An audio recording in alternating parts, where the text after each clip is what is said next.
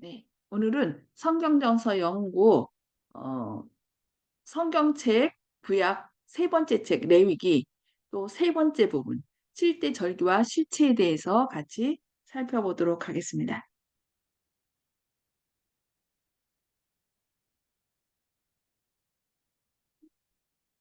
지난 시간에 저희는 제사 5대 제사에 대해서 배웠는데요. 혹시 번제, 소제, 화목제, 속죄제와 속건제 좀 기억나시나요?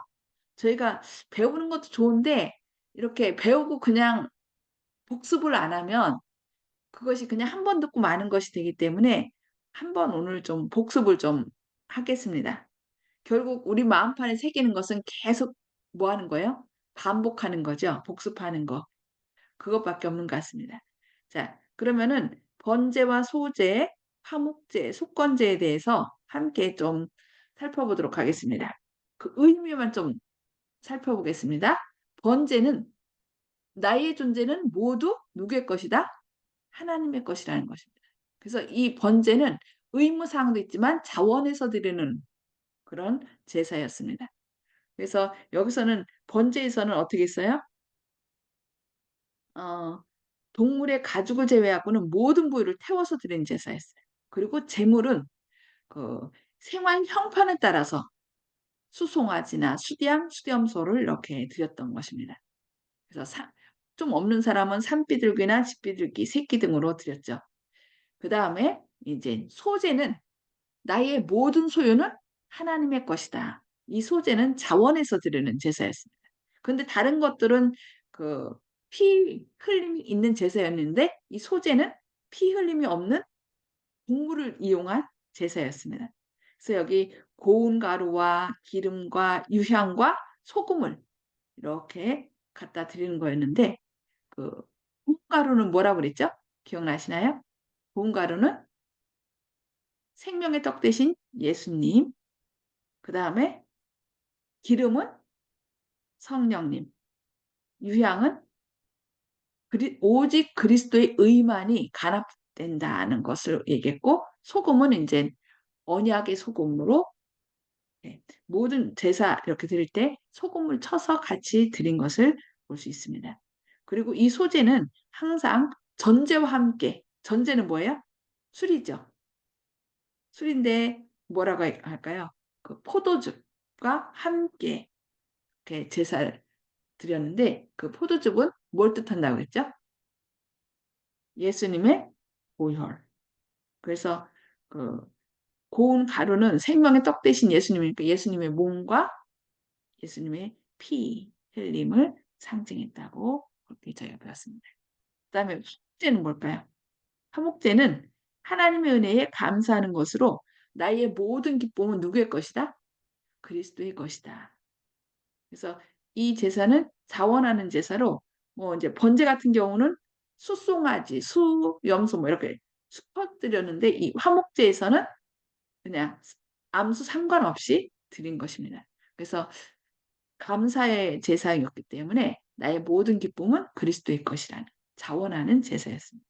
그리고 속죄제는 속죄를 통하여 어떻게 됐어요? 우리의 죄가 제거되는 거 있죠. 그래서 나의 모든 죄악이 제거되었다는 거고 이것은 뭐 해도 되고 말아도 되는 그런 것이 아니라 나의 죄와 관계가 있었기 때문에 이건 의무입니다. 꼭 죄 지은 사람이 어떻게 돼요? 재물을 갖고 와서 안수를 하고 직접 찾고 이런 속죄제가 속죄제를 드림으로 죄악을 제거한 것을 볼 수 있습니다. 그 다음에 속건제가 있는데 이 속건제는 나의 모든 죄가가 제거되었다. 그래서 속건제는 그 하나님의 성물에 대한 것이나 또 아니면 계명을 어겼을 때 또 이웃에게 손해를 끼쳤을 때 드리는 제사인데 손해를 끼쳤는데 그냥 미안해 용서해줘 이렇게 말로만 하는 것이 아니라 그 손에 끼친 액수에 5분의 1을 더해서 이렇게 갚고 또 재물은 오직 수량으로 드렸다고 이렇게 했습니다. 그래서 결국 속죄제와 속건제 그러니까 우리의 죄뿐만 아니라 우리가 잘못한 것 손에 끼친 것까지도 예수님께서 우리의 친히 제물이 되셔서 우리 속건제물이 되셔서 우리를 정결케 하신 것을 저희가 살펴봤습니다. 그래서 이렇게 5대 제사예요. 그래서 지금은 우리가 이렇게 그 옛날처럼 하진 않지만 그래도 늘 주님께서 우리의 죄를 사하셨다는 것. 또 여기 자원에서 드리는 게 있잖아. 감사제라든지 이런 소제라든지 속죄제. 나의 잘못이 생각날 때마다 또 하나님께 나아가는. 그래서 주님의 보혈로 죄악을 씻는 이런 저희들의 삶이 되야 되겠습니다. 자, 이제는 절기에 대해서 이스라엘 백성의 절기에 대해서 함께 살펴보겠습니다. 우리나라에도 절기가 있죠. 24절기. 그것처럼 이스라엘도 1년을 이렇게 7대 절기가 있어서 그 절기대로 이렇게 하다 보면은 1년이 다 갑니다. 여기 레위기 23장 2절에 보면은 이스라엘 자손에게 말하여 이르라. 이것이 나의 절기들이니 너희가 성회로 공포할 여호와의 절기들이니라라고 얘기했어요. 그러면서 쭉 소개하는데 6월절과 목요절, 초실절, 오순절, 나팔절, 대속제일, 장막절을 이렇게 소개합니다. 근데 여기 보면은 봄 6월절부터 목요절, 초실절, 오순절은 봄 절기예요. 봄에 있는 절기고 나팔절, 대속제일, 장막절은 가을에 있는 절기입니다. 이 의미를 이제 좀 저희가 살펴볼 건데요.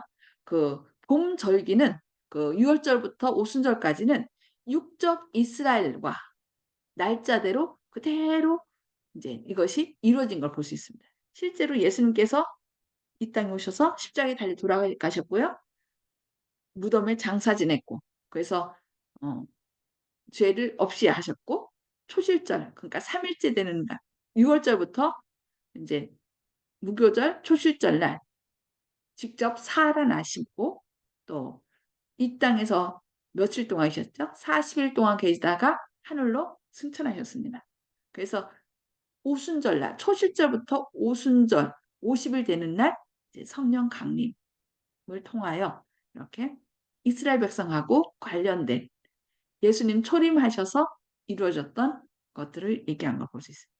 그리고 그 나팔절부터 대속제일 장막절은 이제 이스라엘 백성이 아닌 영적 이스라엘 백성들에게 해당되는 사항으로 이제 예수님의 재림과 관계된 사역들인 것을 볼 수 있습니다. 그래서 이 절기들은 7대 절기는 6월절, 무교절, 초실절, 오순절, 나팔절. 초실절은 이제 유제절이라고도 하죠.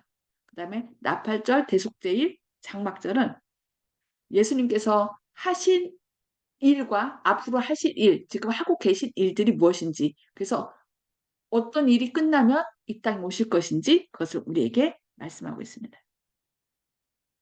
여기 출애굽기 30장 18절로 21절로부터 24절 이렇게 보면은 너는 무교절을 지키되 내가 네게 명령한 대로 쭉 하면서 너는 엿새 동안 일하고 일곱째 날에는 쉴지니 밭갈 때나 거둘 때에도 쉴지며 그러니까 이 농사 짓는 사람이라 할지라도 안식일에 나는 이날 어쩔 수 없어 하고 나가는 게 아니라 안식일에는 농사 짓는 사람이라도 어떻게 해요? 밭갈 때나 거둘 때나 다 쉬라고 얘기하고 있습니다. 그리고 칠칠절 곧 맥주의 초시절을 지키고 세말에는 수장절을 지키라 이렇게 얘기하죠.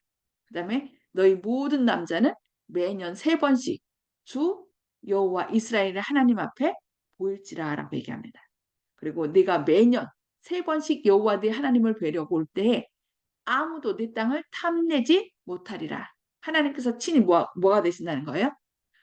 울타리, 보호막이 되셔서 그들을 보호하시겠다라고 약속하신 거죠.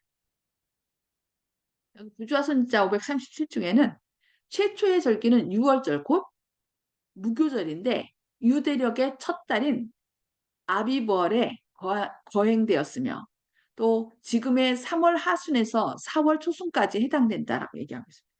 추운 겨울도 지나고 늦은 비도 끝났으므로 삼남한상은 춘계의 신선함과 아름다움을 아주 향유하고 있었다라고 얘기하겠습니다.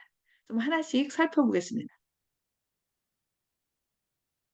6월절은 1월 14일이에요. 원래는 6월절이 그러니까 그 해의 첫 달은 아니었어요. 그런데 하나님께서 이 6월절 있는 달을 뭐라 그랬어요? 첫 달로 삼으라고 얘기를 한 걸 볼 수 있습니다. 그래서 그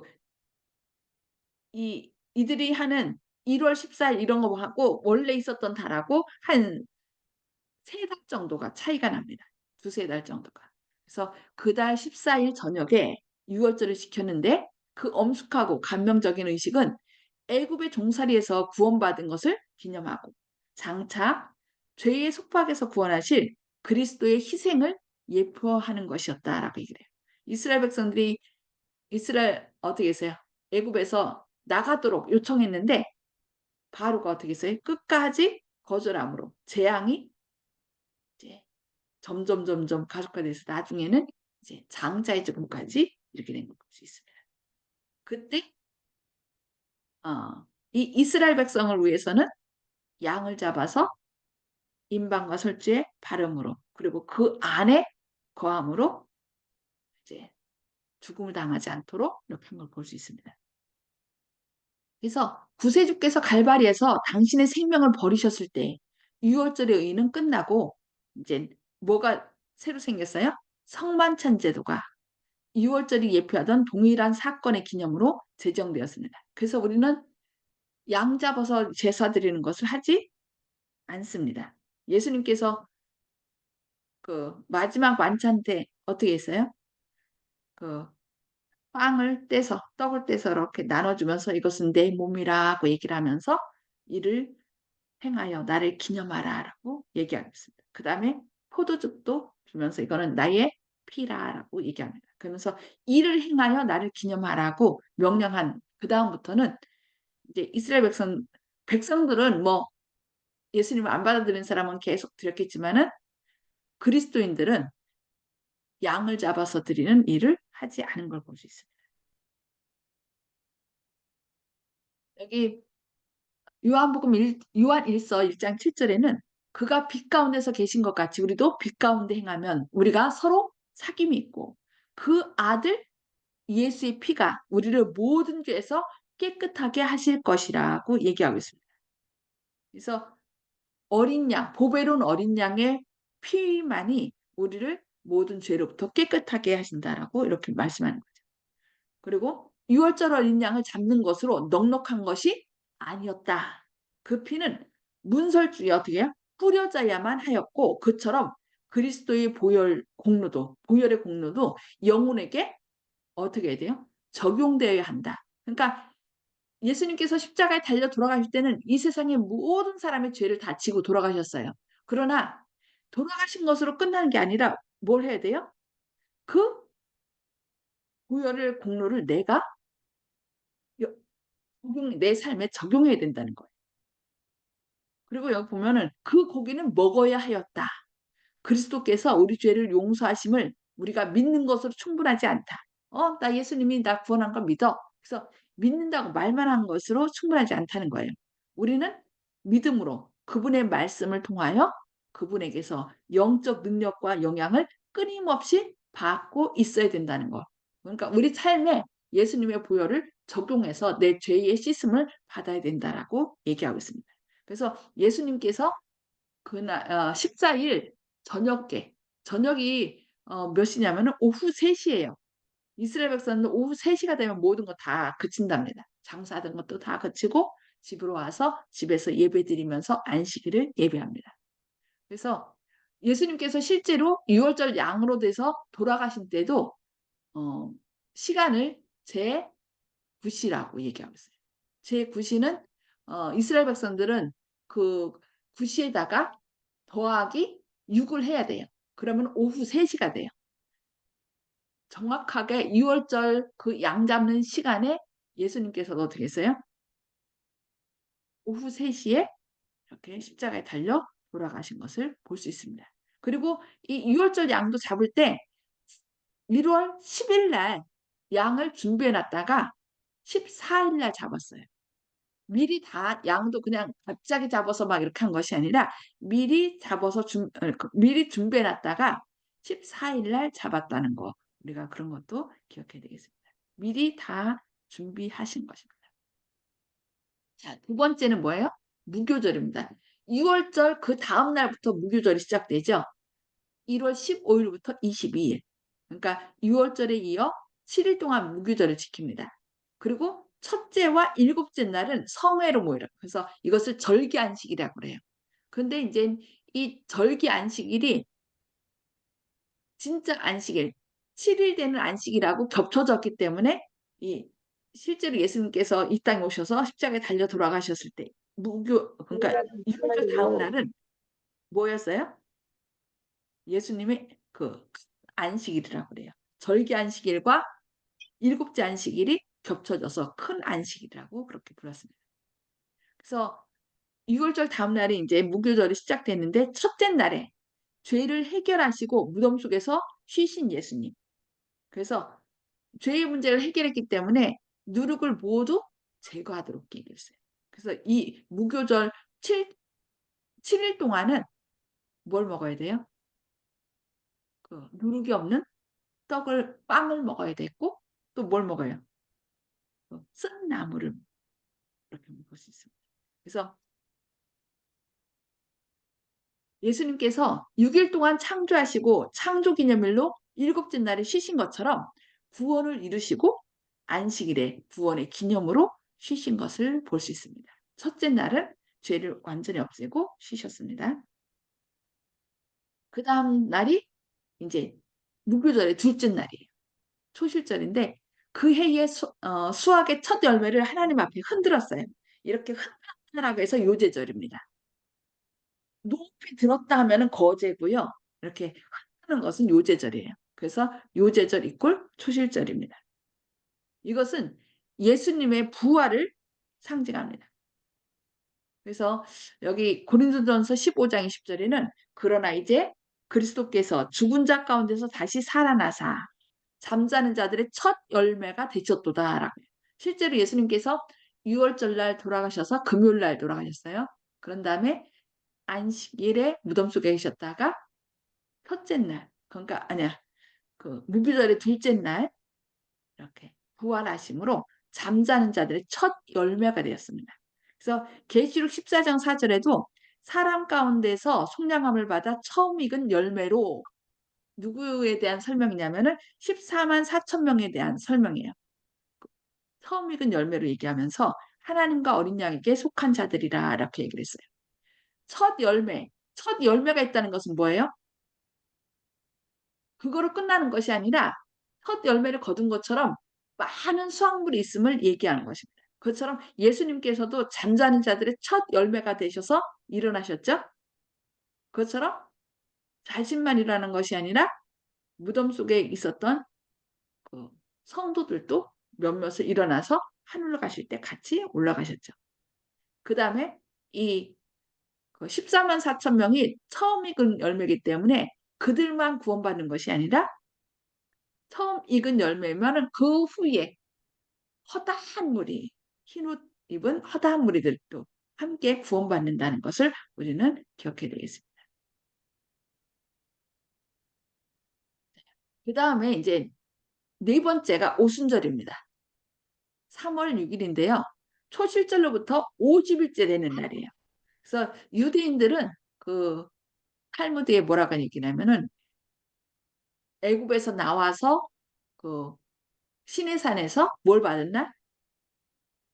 십계명을 받은 날이 이 날이다라고 얘기를 해요. 근데 날짜를 이렇게 따져보면은 그렇게 되진 않는데 그들은 그렇게 얘기를 한다고 합니다. 그래서 열매를 드린 후, 그러니까 초실절 날 열매 첫 곡식을 묶어서 열매를 드린 다음에 그 50일째 되는 날이 오순절이었습니다. 그래서 이를 맥추절 또는 보리를 추수한다 이가 맥추절 또는 칠칠절, 칠칠이 49, 그래서 49 그 다음 날 50일. 그래서 칠칠절이라고도 하고 오순절, 맥주절이라고도 합니다. 식을 양식으로 주신 것을 감사하는 표로서 누룩을 넣어서 구운 빵 두 덩이를 하나님께 드렸대요. 그런데 이제 아까 그 애굽에서 나와서 시내산에서 그 두 돌판을 받았다라고 그들은 생각했기 때문에 이 빵을 그 율법 모양처럼 이렇게 둥그러 이렇게 나온 그 빵 두 덩이를 하나님께 드렸다고 합니다. 근데 다른 날은 이제 무교절은 뭐 일주일이고 장막절은 나중에 8일인데 이 오순절은 딱 하루였습니다. 하루뿐이었습니다. 그래서 종교적 예배를 위해서 구별된 날이었습니다. 근데 이날 빵만 드리는 것이 아니라 다른 제물도 드리는데 특별히 빵을 그 곡식을 거둔 그것을 통하여 찧어서 이렇게 빵을 만들어서 하나님께 누룩을 넣어서 무교절엔 누룩이 없었죠. 그런데 이 오순절에는 거기에 누룩을 넣어서 하나님께 예배를 드린 것입니다. 제사. 자, 이 오순절의 의미는 어, 오순절 성령 강림은 구주의 취임식이 끝났다는 하늘의 통보였다. 저기 예수님께서 이 지상에서 40일 있다가 하늘로 올라가셨잖아요. 그래서 이제 자신의 흘린 피를 갖고 자신의 몸을 하나님께 드리는 거예요. 제물로. 그리고 친히 또 뭐가 되셔서 제사장이 되셔서 하늘 성수로 들어가시면서 이제 제사장으로서의 취임식, 구주로서의 취임식, 왕으로서의 취임식을 하는 것입니다. 그래서 그것을 인정한다는 표시로 뭘 받았어요? 성령을 제자들에게 보내셨습니다. 그래서 그의 백성을 위해 기름 부음을 받은 분이라는 것을 증거한 것을 볼 수 있습니다. 그리고 유엘서 2장 23절 24절에는 그가 너희를 위하여 비를 내리시되 이른 비를 너희에게 적당하게 내리시리니 이른 비를 너에게 적당하게 내리시리니 이른 비와 늦은 비가 예전과 같을 것이라고 얘기했어요. 그래서 마당에는 밀이 가득하고 독에는 새 포도주와 기름이 넘치리라 이렇게 얘기를 하고 있습니다. 그래서 이 오순절날 실제로 예수님께서 하늘로 승천하시고 그 구주의 취임식이 끝났다는 통보로서 성령을 부어주셨잖아요. 그래서 그것을 우리는 이제 이른비라고 얘기하는데 마지막 때 예수님 재림하시기 직전에 추수 때에는 그 이른비 때 내렸던 성령보다 더 크고 강한 능력으로 예수님께서 성령으로 옷 입혀 주신답니다. 그래서 그때 우리는 주님 앞에 온전히 설 수 있는 것입니다. 시간이 몇 분 안 남아서요. 오늘 봄절기 요 앞부분만 그렇게 살펴보도록 하겠습니다.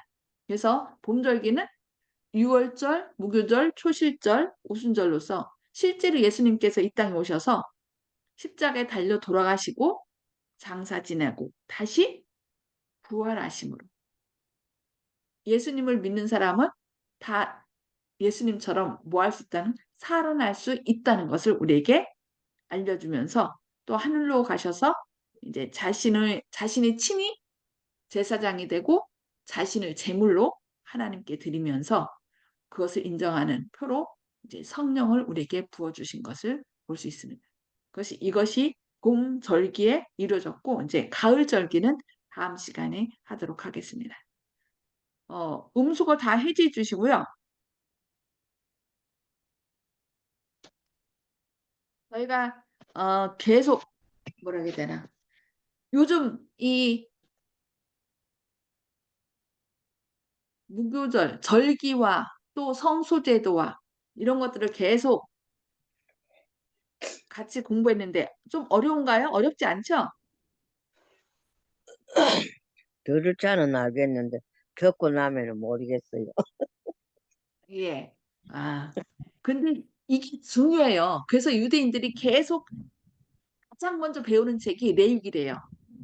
왜냐면은 죄인이 하나님께 나아가서 어떻게 거룩해지는지 그 과정이 여기에 나왔고 레위기에서 얘기하고 또 이 이스라엘의 7대 절기를 통하여 예수님께서 이 땅에 오셔서 우리의 어린 양으로서 십자가에 달려 돌아가시고 무덤 속에 계셨다가 부활하시고 하늘로 올라가시고 또 거기서 이제 지성소에서 죄를 도말하시고 다시 오시고 이런 모든 구원의 과정이 이 절기 속에 나타나 있기 때문이에요.